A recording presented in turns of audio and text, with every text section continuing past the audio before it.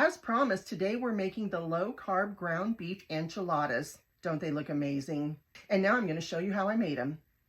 So the first thing I want to tell you is what makes this recipe low carb are the Mission low carb tortillas I use. Now I know a lot of people use corn tortillas for their enchiladas, but I've always liked them with flour tortillas. And I'm pretty sure you can buy low carb corn tortillas too, but Papa and I really love the texture of the flour tortillas. It makes them more like a wet burrito, and I'll show you how all of that works right now.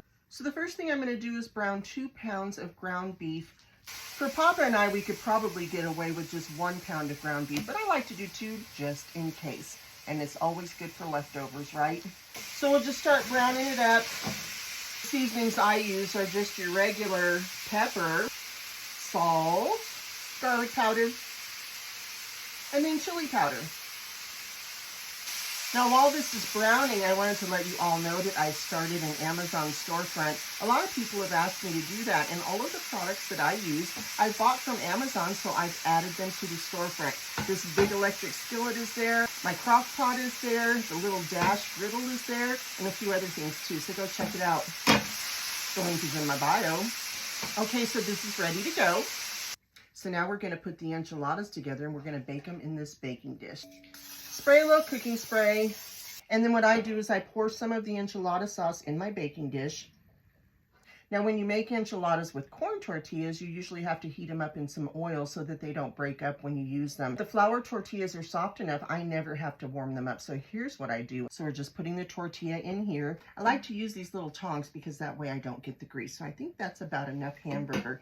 And then we're going to add the cheese, and somebody recommended this queso quesadilla cheese because it melts really nice. So I'm going to give it a try today. Just going to add some cheese.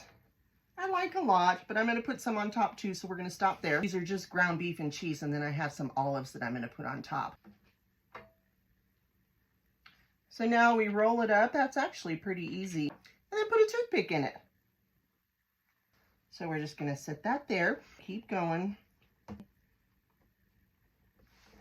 Roll it up. Ooh, I like this one better. It has more beef in it. Oh, I didn't show you what kind of enchilada sauce I use. I just use this enchilada sauce. It's mild. I don't like to go spicy on my enchilada sauce. I just think there's more flavor on the mild.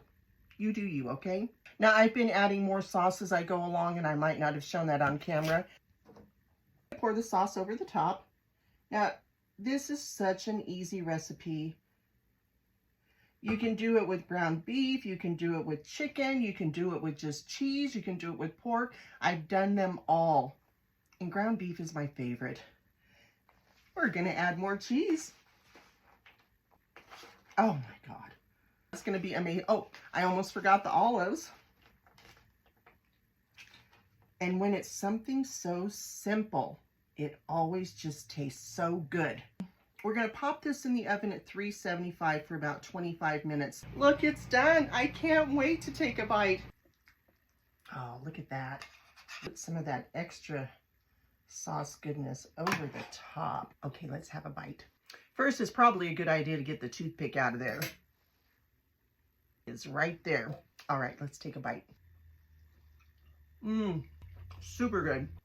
So I hope you make it, and if you do, let me know, okay? I want to know your thoughts on it. See you next time.